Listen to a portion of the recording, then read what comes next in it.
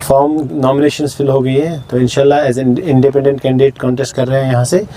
तो होपफुली अभी ground work थोड़ा सा किया है, तो इंशाल्लाह बहुत अच्छा रिस्पांस आ रहा है लोगों की तरफ से। मसला है जिस इलाके से हम रहते हैं बहुत बैकवर्ड है, तो सबसे इम्पोर्टेंट चीज़ है जो लोगों की फलाह व बहबूद के लिए है कि हमें यहाँ पे नज़दीक अब जाइए।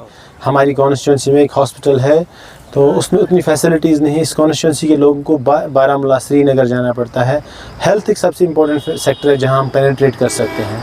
इसके बाद दूसरा एक सेक्टर है एजुकेशन, जहाँ पे बहुत ज़्यादा जिसको एक्सप्लॉइट किया गया है, और एक नई पॉलिसी जो लाई गई थी नेप, वो भी बिल्कुल उतनी उस लेवल की नहीं है जो स्ट्राइक कर सकते हैं, दुनिया के लोगों को अपील कर सकते हैं। तो ये चीज़ें हैं। इसके बाद हमारे पास यहाँ पे अनएम्प्लॉयमेंट की बहुत सारे यूथ इसमें इन्वॉल्व हो गए हैं, एजुकेशन में आए हैं लेकिन अनएम्प्लॉयड है, तो उसके बारे में बात करनी है। हमें उनको प्राइवेट सेक्टर दिखाना है, रिमोट जॉब्स के बारे में बताना है, वर्क फ्रॉम होम जॉब्स के बारे में बताना है। क्योंकि मैं इस फील्ड का हूँ, मैंने PhD कंप्यूटर साइंस में ही किया है, तो मैं बता सकता हूँ बच्चों को कि बहुत सारे बच्चे, ज़रूरी नहीं आप गवर्नमेंट जॉब कीजिए, आप घर बैठ के पूरी दुनिया को एक्सप्लोर कर सकते हैं और वहाँ से जॉब्स का एक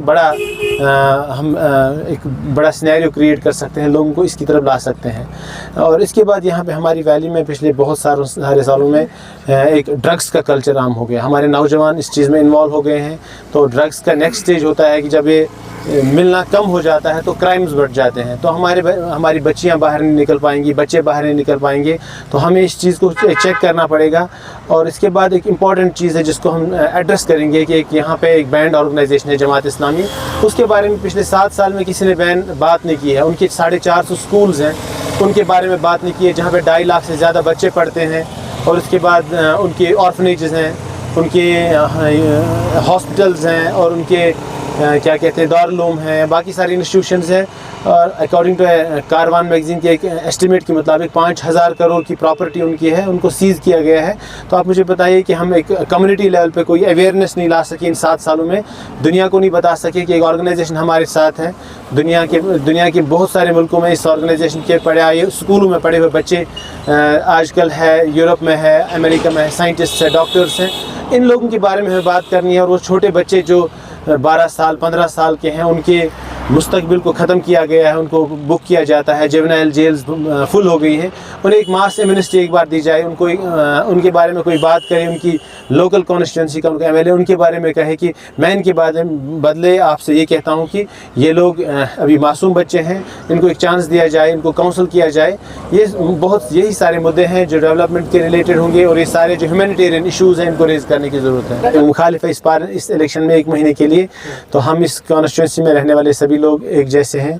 तो मैं वेलकम करता हूं कि वो लोग लड़ रहे हैं, और वो भी मुझे वेलकम करने चाहिए। मैं उनसे कहता हूं, मेरा उनके लिए मैसेज ये है कि we are fighting this election, we are not fighting, I can say we are contesting this election. और हम इसको एक पीसफुली, दूसरे की इज़्ज़त उतार के नहीं, बल्कि इज़्ज़त के दायरे में रह के, अदब और इखलाक के दायरे में लड़ेंगे, और डिग्निटी के साथ लड़ेंगे कि 8 अक्टूबर के बाद जो रिज़ल्ट्स आएंगे हम उसको एक्सेप्ट करेंगे। और हमें इन्हीं लोगों के साथ फिर उसके बाद ज़िंदगी गुजारनी है। हम ऐसा माहौल ना क्रिएट करें कि सोसाइटी डिवाइड हो, हेट्रेड के बेसिस पे, हेट्रेड स्पीच ऐसे हों, ऐसा नहीं होना चाहिए। बल्कि हमारे लिए ऐसा एनवायरनमेंट होना चाहिए कि हम बिल्कुल भाई की तरह यहाँ रहे, ये लोग हमारे साथ रहे हैं, हम इनके साथ रहे हैं, तो सोसाइटी को हम डिवाइड नहीं करने चाहिए।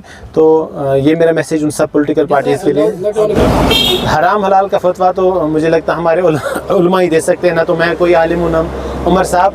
तो ये हम अपने उलमा पे रखते हैं कि वो हलाल हराम के फतवा दें। तो मुझे इसके बारे में इससे ज़्यादा बात नहीं करनी है। 87 के बाद 96 में भी जमात ने कोशिश की थी कि हम इलेक्शन लड़े, लेकिन जमात के 2500 से ज़्यादा लोगों को शहीद किया गया था जो मेंबर्स थे।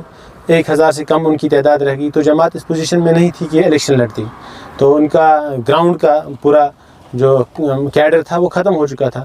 तो इसके बाद 2002 और 2008 और 13 के इलेक्शंस में एक डिबेट इंटरनल चला था कि हमें इलेक्शन में पार्टिसिपेट करना चाहिए था। इंटरनल डिबेट चला था, बट कन्विंस नहीं कर पाई जमात। एक डेमोक्रेटिक ऑर्गेनाइजेशन है, शूरा का फैसला नहीं था। लेकिन उसमें ये भी था कि अगर हम जमात एक पावरफुल अपोनेंट के या पावरफुल पॉलिटिकल फ्रंट की तरह सामने आई थी 87 में, लेकिन उस फ्रंट को कभी گورنمنٹ نے اپروچ اس کے بعد نہیں کیا, انہیں نہیں بتایا گیا کہ ہم کانفیڈنس بلڈنگ میجرز نہیں کیے گئے, تو جس کی وجہ سے جماعت کو اس کا اعتماد کم تھا. وہ ایک ریلیجیس اور سوشل آرگنائزیشن رہی تھی, پولیٹیکل فرنٹ انہیں بالکل چھوڑ دیا تھا. لیکن 19 کے بعد جب جماعت کے لوگوں نے بات کی بین کو لفٹ کرانے کے لیے, اس میں یہ پوائنٹس آئے, ان کو یہ کانفیڈنس دیا گیا کہ اس کی اب کی بار جو ہے یہ ریگنگس نہیں ہوں گی, جس کا مینڈیٹ ہوگا اس کو دیا جائے گا. وہ ہم نے فری اینڈ فیئر انوائرمنٹ میں دیکھا, پارلیمنٹ الیکشن میں ہوا, تو ہم ایکسپیکٹ کرتے ہیں کہ ایسا ہو. ابھی ہم انڈیپینڈنٹ کینڈیڈیٹس کچھ 8-9 جن کو جماعت بیک کر رہی ہے, اگر جماعت کو لگے اس کے بعد کہ ایک اچھا انوائرمنٹ کریٹ ہوا ہے, ریزلٹس انہی کے لیے آ رہے ہیں جو کانٹیسٹ کر رہے ہیں اور جن کی پوزیشن گراؤنڈ میں اچھی ہے, تو جماعت اس کے لیے آگے بھی سوچے گی, اچھے طریقے سے سوچے گی, ایز این آرگنائزیشن بھی اس کے بعد آ سکتی ہے. May be